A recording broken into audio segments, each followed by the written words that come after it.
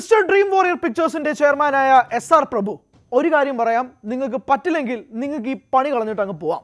വെറുതെ ഒരുപാട് ആരാധകരെ നിരാശപ്പെടുത്തരുത്. ഇന്ന് രാവിലെ 9 മണിക്ക് ഫാൻ ഷോ ചാർട്ട് ചെയ്ത് വെച്ചേക്കുന്ന സിനിമയാണ് നിങ്ങൾ അർദ്ധരാത്രി കൊണ്ടുവന്നൊരു പോസ്റ്റ് ഇടുന്നത് ഫാൻ ഷോ ഇല്ല എന്നുള്ളത്. ശരി, ടെക്നിക്കലായിട്ടുള്ള എന്തെങ്കിലും ഡിഫിക്കൽട്ടീസ് ആണെന്ന് മനസ്സിലാക്കിക്കൊണ്ട് 9 മണിയുടെ ഫാൻ ഷോ ക്യാൻസൽ ചെയ്ത് പൈസ മുടക്കിയത് റീഫണ്ട് മേടിച്ച് തിരിച്ചു കിട്ടി. 12 മണിക്ക് കാണാമെന്ന് വെച്ച് വീണ്ടും ബുക്ക് ചെയ്തപ്പോഴേക്കും 11 ആയപ്പോഴേക്കും അത് റീഫണ്ട് അടിച്ച് തിരിച്ചു കിട്ടി.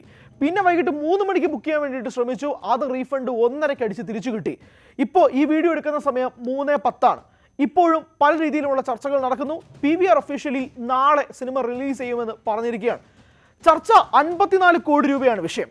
ഡ്രീം വാരിയർ പിക്ചേഴ്സ് ഒരു ഫിനാൻഷ്യറുടെ കയ്യിൽ നിന്ന് 54 കോടി രൂപയോളം വാങ്ങിക്കുകയും അത് തിരിച്ചടയ്ക്കാത്തതുമായി ബന്ധപ്പെട്ട കാരണം കൊണ്ടാണ് സിനിമ റിലീസ് ചെയ്യാത്തതെന്നാണ് നമുക്ക് കിട്ടുന്ന സോഴ്സസിൽ നിന്നും മനസ്സിലാകുന്നത്. അതിൽ 30 കോടിയോളം രൂപ സൂര്യയുടെ നേതൃത്വത്തിൽ തന്നെ അത് സോർട്ട് ഔട്ട് ചെയ്തിട്ടുണ്ടെന്നും ബാക്കിയുള്ള 24 കോടി രൂപ സെറ്റിലെയും വിത്ത് ഫ്യൂച്ചർ അഷുറൻസസ് എന്നുള്ള രീതിയിലുമാണ് നമുക്ക് കിട്ടുന്നത്. ഇന്ന് വൈകിട്ട് അല്ലെങ്കിൽ നാളേക്കുള്ളിൽ ചിത്രം റിലീസിനെത്തുമെന്നുള്ള വിശ്വാസവുമുണ്ട്. പക്ഷേ ഡ്രീം വാരിയർ പിക്ചേഴ്സും SR പ്രഭുവും ഒക്കെ നമ്മൾ കൊട്ടേഷനിൽ നിന്നും മാറ്റി നിർത്തിയാൽ എനിക്ക് വളരെയധികം വിഷമം തോന്നുന്നത് ഒരു സംവിധായകനെ ഓർത്തിട്ടാണ്. അത് RJ ബാലാജിയാണ്. RJ ബാലാജിയുടെ കരിയർ നിങ്ങളൊന്ന് ആലോചിച്ചുകൊണ്ട് AC മെക്കാനിക്കിൽ നിന്ന് തന്നെ തുടങ്ങി പല രീതിയിൽ അയാൾ ചെയ്യാത്ത ജോലികളില്ല. അവിടെ നിന്നുകൊണ്ട് അയാൾ ആങ്കറായി, ഒരു RJ ആയി, ക്രിക്കറ്റ് കോമൻറ്റേറ്ററായി, കൊമേഡിയനായി, അയാൾ പിന്നീട് നടനായി, സംവിധായകനായി, ഇപ്പോൾ തമിഴിലെ ഏറ്റവും പ്രധാനപ്പെട്ട ഒരു സ്റ്റാറിനെ വെച്ചുകൊണ്ട് അയാൾ സിനിമ ചെയ്തൊക്കെയാണ്. ഏകദേശം 3-3.5 വർഷമാണ് അയാളുടെ ജീവിതം കറുപ്പ് എന്ന സിനിമയ്ക്ക് വേണ്ടി മാറ്റിവെച്ചിരിക്കുന്നത്. അതിനിടയിൽ എത്ര തവണ റിലീസ് മാറ്റിവെച്ച സിനിമ, പൊങ്കൽ റിലീസ് ചെയ്യേണ്ടിയിരുന്ന സിനിമ, അത് കഴിഞ്ഞിട്ട് അതിന് മുന്നേ തന്നെ ദീപാവലിക്ക് റിലീസ് ചെയ്യേണ്ടിയിരുന്നു, പൊങ്കൽ ഇപ്പോൾ മെയ് 14 പോലും മാറ്റിവെച്ചിരിക്കുന്നു. അയാൾ കരഞ്ഞുകൊണ്ടൊരു വീഡിയോ ഇന്ന് അയാളുടെ കാറിനകത്ത് നിന്നുകൊണ്ട് അയാൾ പോസ്റ്റ് ചെയ്തേക്കാണ്. ഇങ്ങനെയൊന്നും വരുമെന്ന് വിചാരിച്ചിരുന്നതല്ല, ഇത് സോർട്ട് ചെയ്യാനാണ് വിചാരിക്കുന്നത്, ഞാൻ മാപ്പ് പറയുന്നു എന്നാണ് RJ ബാലാജി പറയുന്നത്. RJ ബാലാജി എന്തിനാണ് മാപ്പ് പറയുന്നത്? RJ ബാലാജിയുമായി ബന്ധപ്പെട്ടുള്ള വിഷയമേ അല്ലേ ഇത്, ഇതൊരു പ്രൊഡക്ഷൻ സൈഡിൽ നിന്നുണ്ടാവുന്ന വിഷയമാണ്. അതെല്ലാം ഡയറക്ടർ എന്ന രീതിയിൽ ഷോൾഡർ ചെയ്യേണ്ട ആവശ്യം RJ ബാലാജിക്കില്ല. കണ്ടന്റ് മോശമാണെങ്കിൽ 100% ഉത്തരവാദിത്തം RJ ബാലാജിക്കായിരിക്കും. പക്ഷേ സിനിമ റിലീസാവാത്തതും പൈസയുമായിട്ടുള്ള പ്രശ്നങ്ങൾക്ക് എന്തിനാണ് നിങ്ങൾ RJ ബാലാജി മാപ്പ് പറയുന്നത്? അതിനൊരു ആവശ്യമില്ല. ഇത് നിങ്ങളുടെ പ്രശ്നമല്ല, ഇത് പ്രൊഡക്ഷൻ ഇഷ്യൂസാണ്.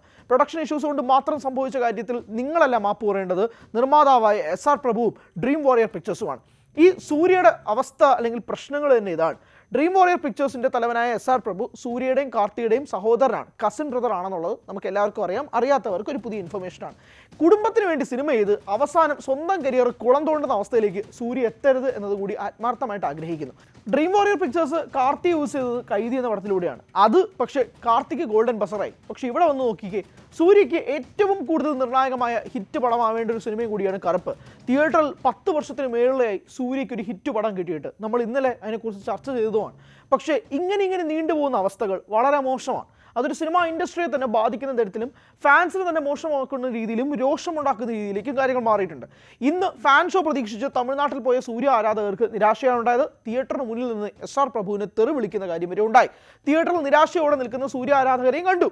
റിലീസ് മാറ്റിവെക്കുന്നതൊന്നും ഇത് ആദ്യമായിട്ടല്ല. പക്ഷേ എത്ര തവണ ഒരു സിനിമയുടെ റിലീസ് മാറ്റിവെക്കും? അതൊരു പ്രധാനപ്പെട്ട സ്റ്റാറിനെ വെച്ചുകൊണ്ട് ഒരു സിനിമ നിങ്ങൾ എത്ര തവണ മാറ്റിവെക്കും? പിന്നെ RJ ബാലാജിയോട് സ്നേഹത്തോടൊരു കാര്യം പറയാം.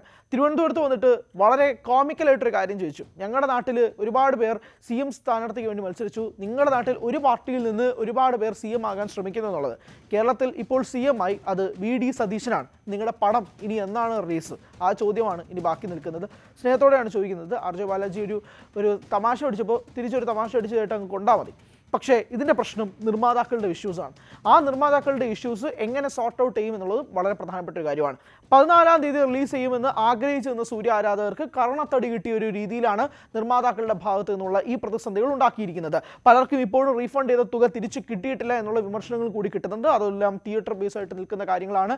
തിയേറ്റേഴ്സിന് പോലും അറിയില്ല ഈ സിനിമ എപ്പോഴാണ് വരുന്നത്. നിങ്ങളിപ്പോൾ ബുക്ക് മൈ ഷോ എടുത്ത് നോക്കിയാൽ ഇന്ന് വൈകിട്ട് ഉൾപ്പെടെ 7 മണിക്കും 8 മണിക്കും രാത്രി 10:30 ഒക്കെ ഷോ ചാർട്ട് ചെയ്തേക്കുന്നു. അതൊക്കെ ഹൗസ്ഫുൾ ആയിട്ട് നിൽക്കുന്ന കാഴ്ചയും നിങ്ങൾക്ക് കാണാം. ആ ഷോസ് ഇനി ഉണ്ടാകുമോ ഇല്ലയോ എന്നതിനെ സംബന്ധിച്ച് പോലും വ്യക്തമായ ഒരു ക്ലാരിഫിക്കേഷൻ പ്രൊഡക്ഷന്റെ ഭാഗത്തു നിന്നും ഉണ്ടാവുന്നില്ല. അർദ്ധരാത്രി 1 മണിക്ക് ഇതിന്റെ പ്രൊഡ്യൂസർ ഇട്ടൊരു പോസ്റ്റിന് ശേഷം ഡ്രീം വാരിയർ പിക്ചേഴ്സിന്റെ ഭാഗത്ത് ഈ വൈകുന്നേരം 3:10 വരെ ഒരു തരത്തിലുള്ള അനൗൺസ്മെന്റ് വരുന്നില്ല. RJ ബാലാജി പറയുന്നത് വൈകിട്ടുള്ളിലേക്ക് ഇതിന്റെ എല്ലാ പ്രശ്നങ്ങളും മാറുമെന്നുള്ളതാണ് പ്രതീക്ഷിക്കുന്നത്. അതും പ്രതീക്ഷ മാത്രമേ ഉള്ളൂ, ഉറപ്പില്ല. ഇങ്ങനെ ഒരു ഉറപ്പും ഇല്ലാതെ നിൽക്കുന്നത് കൊണ്ട് തന്നെയാണോ സൂര്യ ആരാധകർ ഇങ്ങനെ മാറി പോകുന്നൊരു ചോദ്യവും നിൽക്കുന്നുണ്ട്.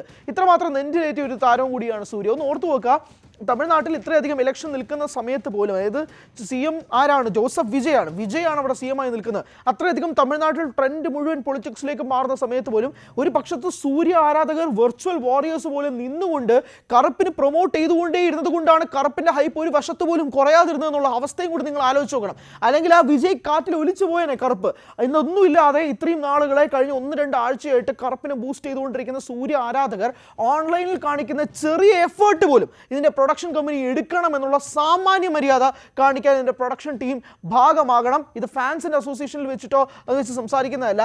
ഫാൻസ് ആയി നിൽക്കുന്ന ആരാധകർ അവരുടെ നടനെ കാണാൻ വേണ്ടിയിട്ട് എടുക്കുന്ന എഫേർട്ട്, ടൈം, മണി ഇതെല്ലാം വെർത്താണ് എന്ന് മനസ്സിലാക്കിക്കൊണ്ട് തന്നെയാണ് ഇത് സംസാരിക്കുകയും ചെയ്യുന്നത്. കറുപ്പസ്വാമി ഇനി എന്ന് വരുമെന്നൊന്നും അറിയത്തില്ല. വന്നാൽ കൊള്ളാം എന്ന അവസ്ഥയിലാണ് കാര്യങ്ങൾ നിലവിൽ പോകുന്നത്. കൂടുതൽ വാർത്തകൾക്ക് News 18 Keralam YouTube channel subscribe ചെയ്യുക.